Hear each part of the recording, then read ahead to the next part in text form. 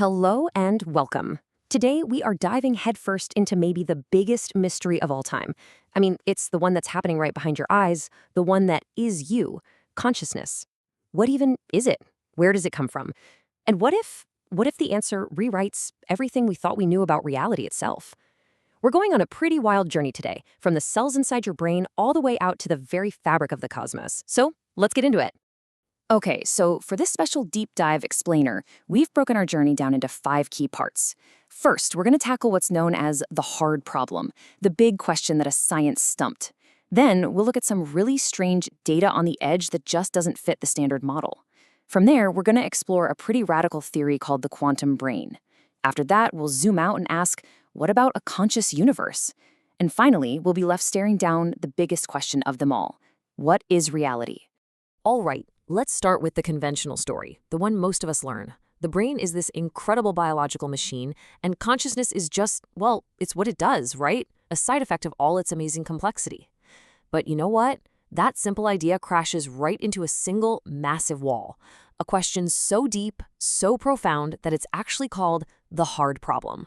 So, from the standard scientific point of view, what you're looking at is basically an electrochemical machine, a kind of wet computer, but one with staggering complexity. We can map its different regions, we can track its electrical signals, we can watch it light up on an fMRI scan when you look at a face or listen to your favorite song.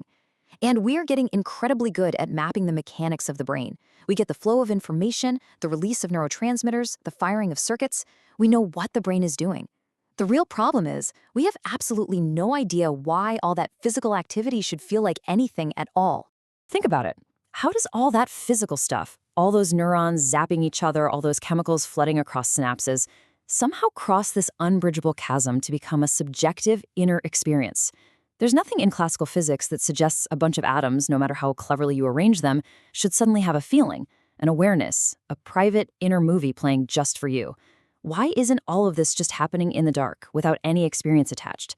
That is the absolute heart of the mystery.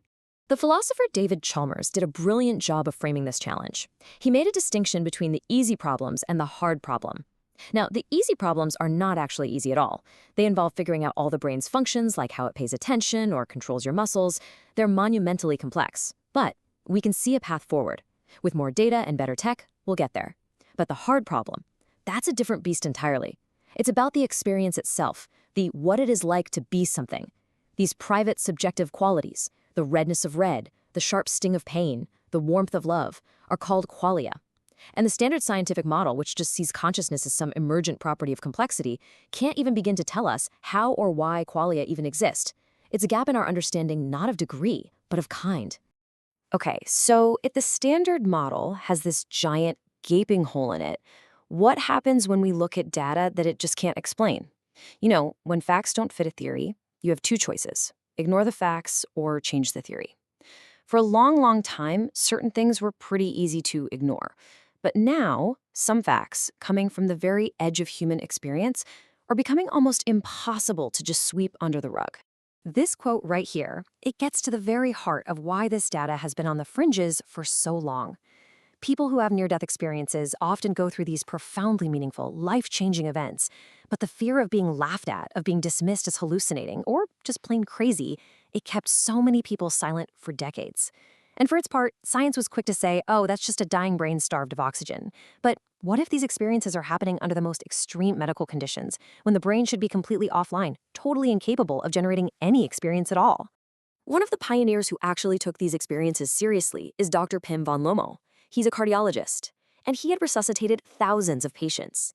And over again, a small percentage of them would tell him these incredible stories. So he decided to do what a good scientist does. He conducted a formal prospective study. His team tracked hundreds of cardiac arrest survivors, and the results, which he published in one of the world's most prestigious medical journals, The Lancet, were just stunning. Patients were reporting highly structured, lucid, often life-changing experiences that happened while their brains showed zero measurable activity, a flatline EEG. This wasn't just storytelling anymore. This was clinical data, and it posed a direct, profound challenge to the bedrock assumption that the brain creates consciousness. Now, here's what's really fascinating and what really makes you pause. It's the consistency. I mean, if these were just hallucinations from a haywire brain, you'd expect them to be totally random, chaotic, personal nightmares or fantasies. But they're not.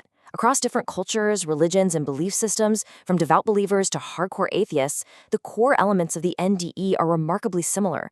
You get the out-of-body sensation, seeing a tunnel and a light, undergoing a life review where your actions are judged not by what you achieved, but by the love behind them, and this overwhelming feeling that time and space just don't exist anymore. This consistent structure strongly suggests we're dealing with a genuine phenomenon, one that deserves a better explanation than just, a dying brain's last gasp. And it's not just NDEs. There's this other phenomenon that's been documented in medical literature for a long time that presents a similar mind-boggling paradox. It's called terminal lucidity. I want you to just picture a patient with advanced Alzheimer's disease, someone whose brain has been physically destroyed by the illness, who hasn't recognized their own family or spoken a clear sentence in years. And then all of a sudden, for a few hours, or maybe even a whole day before they pass away, they wake up. They become completely lucid. They know their loved ones. They share memories. They're fully themselves again. Medically, this should be flat out impossible. How can a brain that's been structurally ravaged, with its neural connections totally broken, suddenly function perfectly, right before it stops working forever? It is a profound medical mystery that directly challenges the idea that our conscious mind is just a product of a healthy working brain. So these anomalies, right? These data points that just don't fit the standard story, they've led some scientists to look for answers in a very, very strange place. They're arguing that to really understand consciousness, we need to stop looking at the big picture of neuron networks and go deeper, way deeper, deep inside the neurons themselves, into the bizarre, counterintuitive world of quantum mechanics. This brings us to one of the most controversial, but also one of the most fascinating theories out there: orchestrated objective reduction, or Orch-OR for short. It's the brainchild of two very different, very brilliant people. First, you have Sir Roger Penrose, a Nobel Prize-winning physicist and mathematician who worked with Stephen Hawking on black holes. And then you have Dr. Stuart Hameroff, an anesthesiologist who confronts the mystery of consciousness every single day in the operating room. He's literally the guy who turns consciousness off and on for a living. And together, they argue that to find consciousness, we need to stop looking at the brain like a classical computer and start looking at it like a quantum one. This really shows you the radical shift in scale they're talking about. The conventional view says the neuron is the basic building block, a kind of biological bit that's either on or off. And consciousness is supposed to just emerge from the sheer complexity of 86 billion of these things firing together. But Orch-OR says, no, the real action is happening on a much, much smaller scale, deep inside the neuron, within its molecular skeleton. There are these tiny hollow cylinders called microtubules. These, Penrose and Hameroff propose, are the true processors.